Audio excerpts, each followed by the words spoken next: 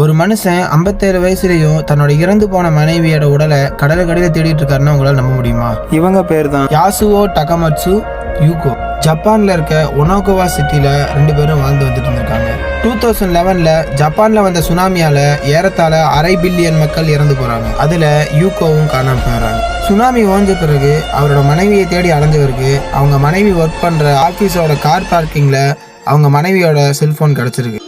அதுல கடைசியா இவ்வளோ சுனாமியா அப்படின்னு எழுதி அனுப்பப்படாத எஸ்எம்எஸ் ஒன்று இருந்திருக்கு. 2013 அப்போ கடுமையாக பாதிக்கப்பட்ட ஒனகோவா பகுதிகளில் காணாம போன தனது மனைவிய உடலை கண்டுபிடிக்க கடைசி முயற்சியா ஸ்கூபா டைவிங், அதாவது ஆழ்கடல் நீச்சல் பழகுறாரு. அவர் இதுவரை சுமார் 800 தடவை ஸ்கூபா டைவிங் பண்ணியிருக்காரு.